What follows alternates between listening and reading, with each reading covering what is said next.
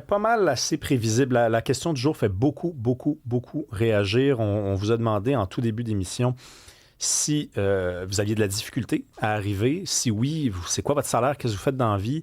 Est-ce que vous avez remarqué autour de vous qu'il y a des gens qui ont de la difficulté? Eux autres, c'est quoi leur genre de vie? Beaucoup, beaucoup de commentaires, carrément, qui concernent le train de vie.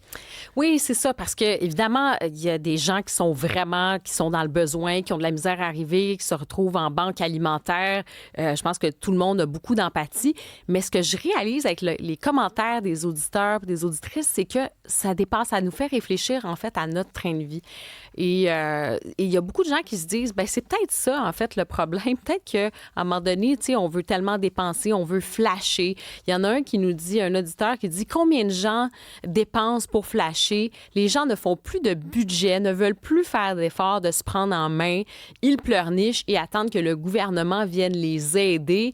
Donc, c'est ça. Sur l'exemple de l'infirmière avec plusieurs enfants, ils ne comprenaient pas, là, tu sais, en disant quand même, pour ce qui est des infirmières, il y a quand même différents niveaux. Là. Il y en a qui font plus d'argent, d'autres moins. Il faut quand même faire attention de se scandaliser facilement. Mais c'est une vraie réflexion sur notre train de vie. Est-ce qu'on se crée des besoins? Est-ce qu'on vit à crédit pour flasher, pour montrer notre beau char, pour avoir du beau linge, pour avoir plein de patentes dont on n'a pas de besoin? Et il y a aussi un commentaire qui a attiré mon attention.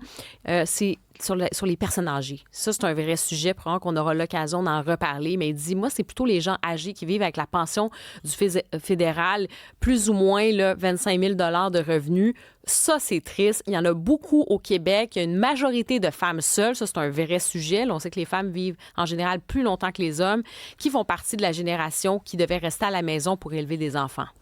2 Starbucks le matin, plus un Red Bull au break, 20 $ par jour, comprends pas, j'ai pas d'argent. Moi, j'ai un collègue ici qui prend un Starbucks tous les jours. Pourtant, on a une bonne machine à café, c'est gratuit. C'est gratuit? C'est gratuit le café à la job ici. Il arrive tous les jours. Ses initiales, c'est HV. OK? Lui arrive avec un Starbucks, ça coûte 8 $. Puis je lui ai déjà dit, c'est quand même 50 $ par semaine, là, 8 x 4, 48. Puis il m'a dit, oui, mais c'est mon bonheur. Si c'est son bonheur, puis il peut se l'offrir, c'est pas la même affaire. Ouais, là. C'est quand même 50 $ par semaine.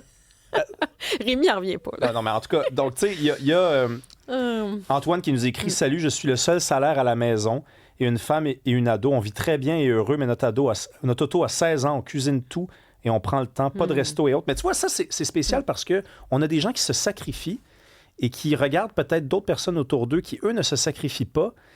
Puis je suis admiratif de ceux qui ne se sacrifient pas et je comprends ceux qui sont peut-être pas capables de le faire parce qu'ils se disent on a juste une vie, on se dit tu sais que il y a de la pression, nous aussi on veut y accéder à ça.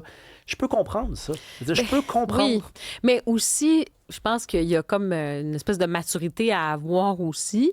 Puis l'époque fait que c'est quand même difficile. Tu sais, je dois avouer, moi, je me mets dans la peau des jeunes. T'imagines, là, tu sais, quand t'es un peu plus vieux, à un moment donné, tu fais la part des choses, tu dis, OK, ça, c'est dans le registre du nécessaire, ça, c'est dans le registre du superflu, puis ça, c'est dans le registre de la stupidité. Là. J'ai pas besoin de ça, ça me met dans le trouble, c'est cave. Non, je vais pas me payer cette patente-là. Mais je me mets dans la peau des jeunes qui ont cette illusion de la facilité où tu vas avoir des marques, des vêtements, tu vas avoir des personnalités de Hollywood, je sais pas quoi, ou des influenceurs qui sont dans des hôtels de luxe à 2000 $ la nuit, avec des vêtements, puis des, tu sais, je sais pas, moi, des espèces de manteaux à 3000 $, puis le jet set, puis la grosse maison, puis qui ont l'impression que c'est ça la vie. Tu sais, c'est ça la vie, sinon t'es un moins que rien, puis tu vaux rien. Donc, il y a comme quelque chose, une confrontation avec le réel, une surstimulation qui te dit qu'il faut que tu ailles là-dedans. Puis oui, tu peux te retrouver avec des lendemains difficiles, mais j'ai l'impression que cette époque-ci, c'est pas évident. Tu sais, les tentations sont là sans arrêt. On a un commentaire, là, je suis huissière. Ah, ben ça, c'est le fun, de recevoir des commentaires comme ça, parce que c'est des gens qui connaissent le milieu. Là. Je suis huissière et je reprends des automobiles. C'est fou comment les gens paient beaucoup trop cher pour des voitures qu'ils ne peuvent pas se permettre. Moi, des fois, je regarde des pubs de voitures, puis à la fin, ça dit le prix que ça coûte. Mais je me dis, Colin, c'est cher. C'est rendu cher un char neuf. Là. Puis pour des marques qui sont pas si impressionnantes que ça, là. Tu sais, oui, des chars neufs, mais tu te dis, Colin, Honda, tu sais, c'est pas non plus Mercedes ou Ferrari. Puis tu te dis, ça coûte 400, 500 $ des fois par mois ou pour 2 semaines pour des voitures comme ça. C'est beaucoup, beaucoup, beaucoup d'argent.